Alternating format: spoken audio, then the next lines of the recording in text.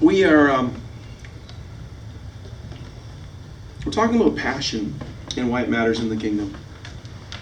And I want to share a story with you that I kind of wrote and brought in different ideas from different places. And I don't want to read it to you like it's a story I wrote. I want to tell it to you. Because when Jesus told stories, he told them so that you would be ever hearing but never seeing. Meaning this, he wanted people who would seek out the truth to look for the truth of his stories. He wasn't giving explanations. He wasn't trying to explain what was happening in the stories. I can't be like that. That's not how he's made me. I want you to know the moral of the story and the point of the story, so I might mess that up, anyway. We'll get to the points. And if I can't get to you in the story, we'll spend some time talking about it. But I want to tell you the story about a man named George and his wife Jessica. George was a young father, young kids, and he wanted to raise them right. They came to church because they wanted, he knew it was good for them to come to church, and he had went to church as a kid, and he'd given his heart to God, and it hadn't really made a difference in his life as an adult, but he knew he needed to make it right for his kids. And typically what he would do in a service would he'd be looking on his phone for the stats for the game that was happening afterwards. And Sunday was all about the game in the afternoon. It was all about, get through the service so that he can go to the game. One day, George was sitting with his wife and his kids in church, and he heard something. And it wasn't from the pastor, it wasn't from the message. It was this little old lady who came up to read ahead of time, and she read this verse. So she read, "Never be lacking in zeal, but keep your spiritual fervor, serving the Lord. Be joyful in hope, patient in affliction, faithful in prayer." And what caught his mind and got his attention was that he knew he wasn't faithful in prayer. He knew that he wasn't really patient in much. And he knew that joyful wasn't really a way to describe his life, because it really depended on how his team did in the game in the afternoon, what kind of week he would have. And he was sitting in church mulling this over, and as the pastor droned on, he started to look around him, and right in front of him there was this man named Larry, and Larry used to be the guy who led the music all the time, and he'd gotten old enough, and he raised up people to take over the music, and it kind of gone a different direction. But Larry was always singing, always joyful. He was leading the seniors choir, and Larry was just someone that you knew loved God. And George was wondering, how does he have this much passion? And he looked across the other side, and he saw Barry. And Barry was someone who, he was a retired gentleman too. He had just lost his wife that last year. And he wasn't that boisterous, loud kind of person. He was someone who seemed to be content about everything. He had mourned his wife unlike anybody George had ever seen mourn his spouse. And he knew that he missed her a lot, but him and his wife often went off, and they were always doing things for people in the church. Behind the scenes, they were driving people here and taking people to appointments and picking up stuff for others. And when Barry's wife died, Barry just seemed to do more of that.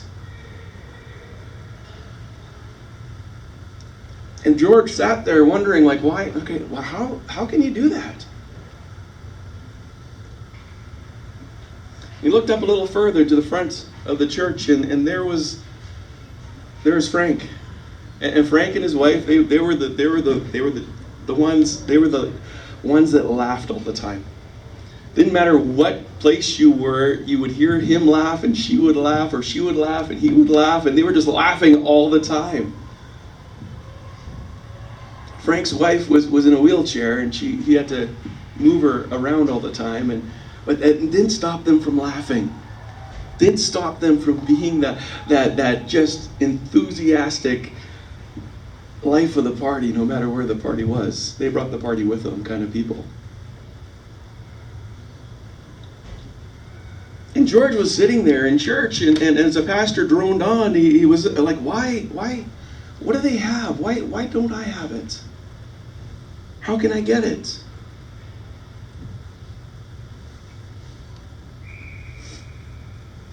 His wife Jessica knew something had happened in church because he was quiet on the ride home, and for the life of her, she couldn't figure out what the pastor said that was so profound.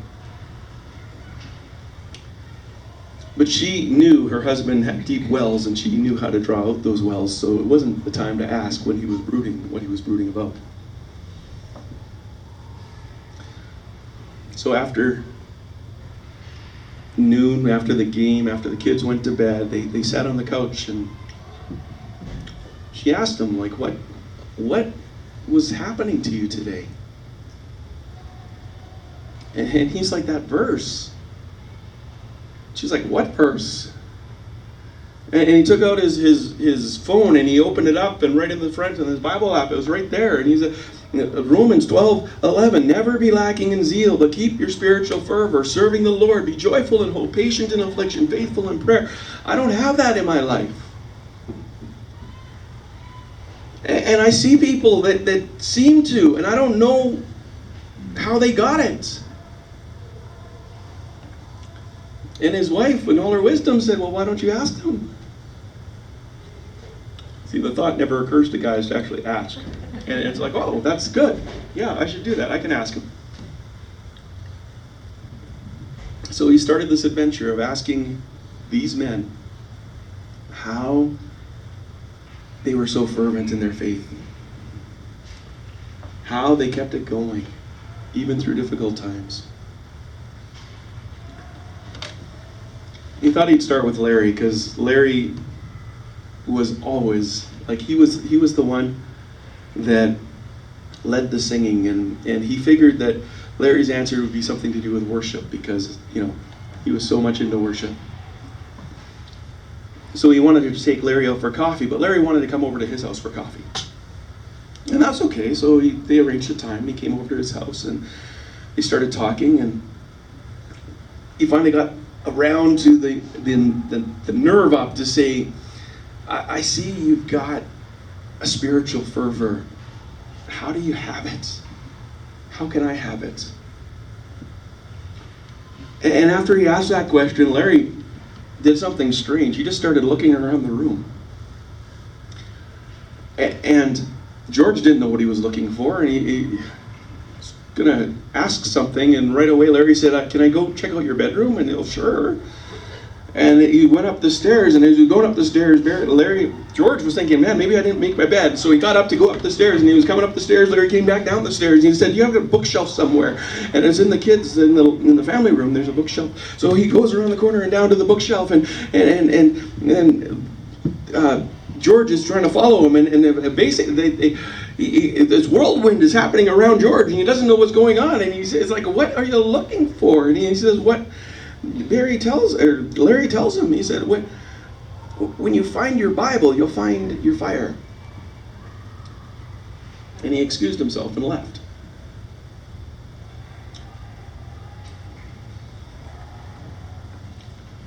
George thought about it, and yeah, Larry was a worship leader, but he was always quoting the Bible. He was always trying to bring God's perspective into every conversation. He was always trying to say, okay, what does the Bible say about that? George kind of filed that away. He didn't really know what to make of that. And he decided to go talk with Barry. Barry was the one who lost his wife. Barry was a farmer, and he lived out on the farm. And George went to visit him, and they sat out on the veranda. And Barry's dog, Chase, was sitting down beside him. Now Chase was an old dog, and he just sat there. He wasn't really doing much. And they talked about the farm, and they talked about the weather, and they talked about Barry's wife who had passed, and I finally got around to this. I see you've got this quiet stillness about you, and I just know it's deep, and you got this fervor for God. How do you have it?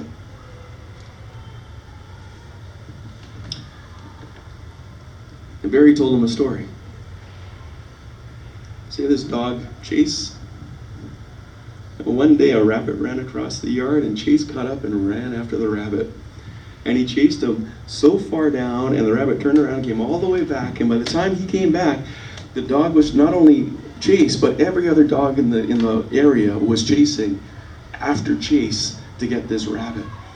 And they ran back and forth and back and forth and back and forth, and eventually every dog went off and went back home. But Chase kept on running. Kept on running. Kept on running.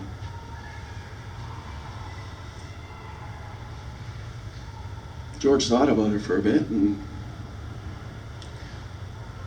asked him, "What's that?" Like, looking at this dog, it'd be amazing if he ran at all, but now, like, he was running.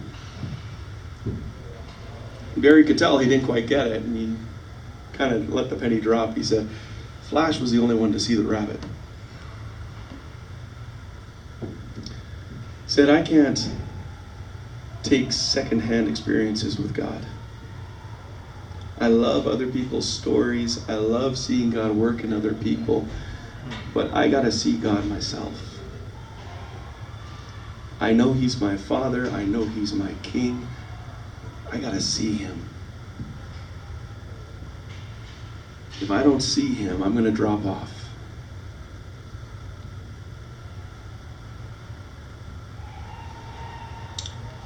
Well, their conversation continued, and George was sort of understanding. The last person he went to see was Frank, and Frank had Myrtle had welcomed him into the house and told him that Frank was in the backyard and invited him to go back and see Frank. And they sat down, and George was telling him his story. He was saying how this verse popped out, never be lacking with zeal, but keep your spiritual fervor serving the Lord. And he didn't have it himself, and he was asking these people, Frank and Barry, how they got it, because he knew they had it. And Frank's response was, what did they tell you? He said, well, Larry surprised me because I thought he was going to tell me to worship God or something, but he talked about if I found my Bible, I would find my fire.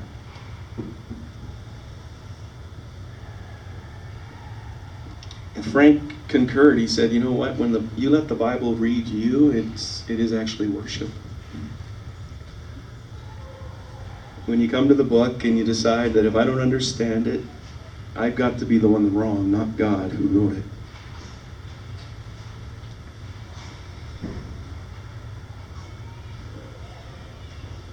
He said Barry talked to me about his dog and how he had to see Jesus.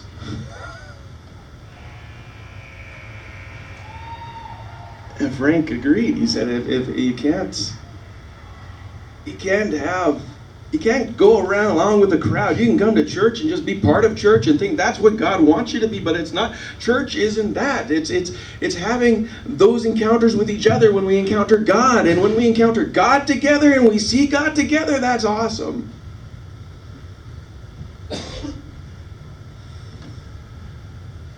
As they were talking, Frank took some clippers, those fire clippers, took an ember out of the fire that was burning bright hot and put it by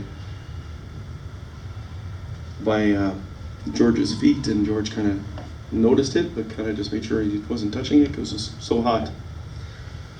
And as they were talking, the ember kind of died out. And when it was cold, Frank bent over and picked it up and threw it back in the flame, and it got hot when it got back to the embers.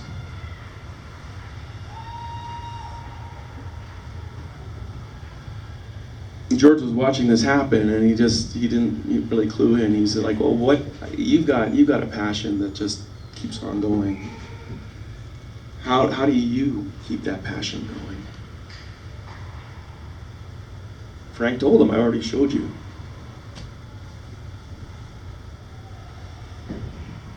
As they sat around the campfire, he was thinking, and he was like, when I came, he asked me what the other people said. And then he took the ember out, and it was hot and when it was close, but it was died when it was away.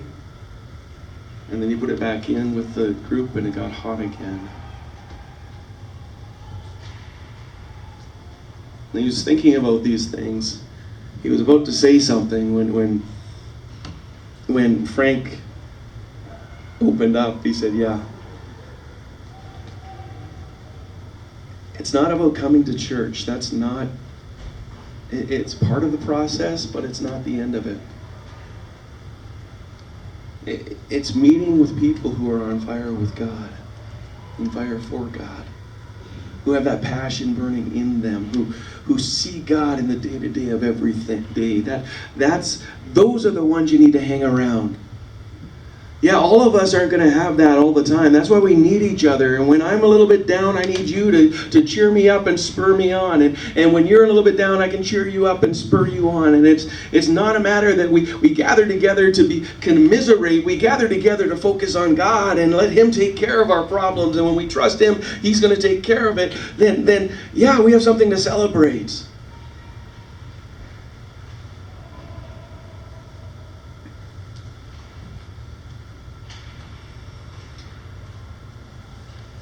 Never be lacking in zeal, but keep your spiritual fervor serving the Lord.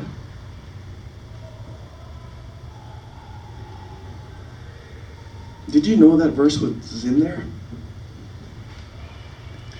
Have you read it so quickly because you think it applies to just the people who are really hyper-excitable?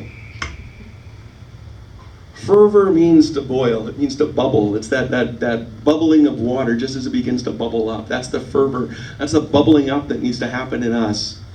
And we get a brand new person who comes alive in Christ, and we want to just make sure he doesn't boil over. So we'll just settle down, Al. Don't be too excitable, Al.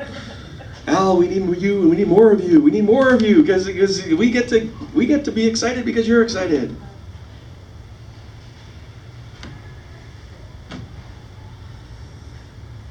Never be lacking in zeal. If you are not in this book so that it reads you, don't think you're going to have any zeal for God.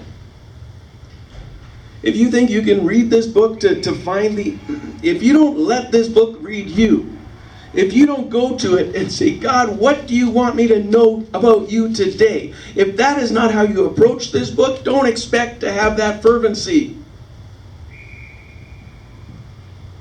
If you think coming to church and looking at the back of somebody's head is the high point of your Christian walk, you're not going to have that fervency.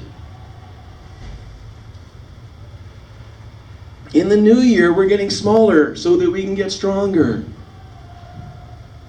We're doing small groups here and small groups there and ladies groups and all those other things that we talked about. Where does God want you to be? Connect there. I'd rather have you there during the week talking face to face with somebody about God than coming here and filling a pew. It's great that you're here, and I miss everyone who's away, but that's not the point.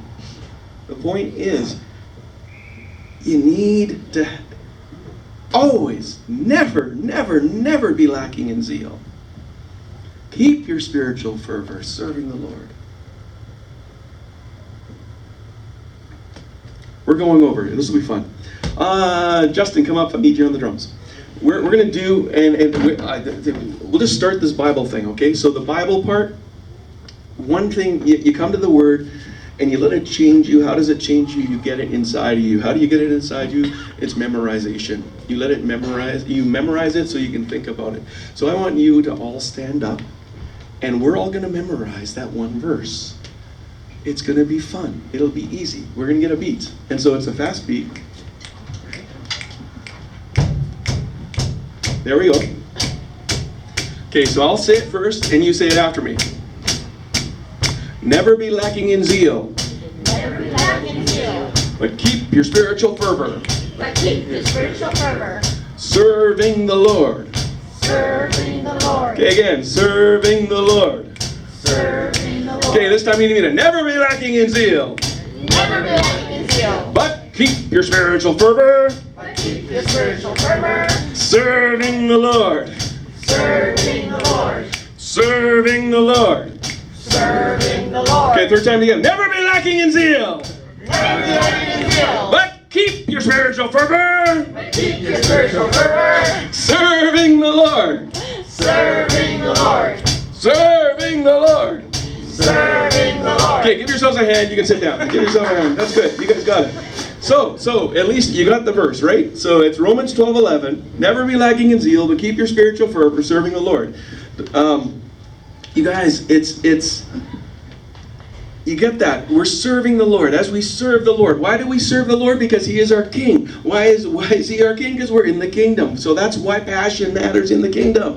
Because we're serving the King. When you don't have passion about something, do it as unto the Lord. You say, God, I'm doing this to honor you. And as I'm doing it to honor you, then that passion comes back and that fervency comes back. Because I'm not doing it to get the props from the people around me. I'm not doing it because people expect it from me. I'm not doing it because I'm afraid of what people might say if I don't do it.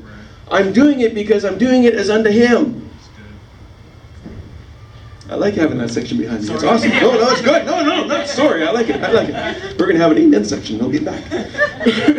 Anyway, you guys. There are exciting things happening.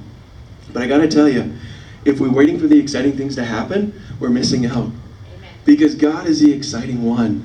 Amen. He is the one that is just amazing. And yeah, we are going to be telling awesome stories about God because that's who He is. And yeah, we're going to be meeting together and talking truth to each other because, boy, that's what He wants us to do. And when we gather together on Sunday morning, it's going to be a chance to celebrate what God is doing in our day-to-day of every day, because that's where the passion needs to be. It's not we come here and we curry something up and we build something up so that we're all excited and excitable. It's when we connect with God in the day-to-day to every day, man, we can't shut you up because you're so excited about what God is doing. My goodness. I want you all to have a brand new Christian friend. And it'll be Al for now, because just talk to him. He's excited. He's like, this is amazing. It's like, read this book, read that. Did you say, no, this is in the Bible? It's like, yeah, I knew that. I forgot about it, but it's exciting again. You got to be talking with that. You need someone who's older and more mature than you. And how do you keep that fervor going on? Find those people that you can get their wisdom from. So you have someone that you can get wisdom from and someone that you can give wisdom but get excitement from, and that's the best balance to have in life. That's why God has brought us together. Anyway, stand up. Let's pray.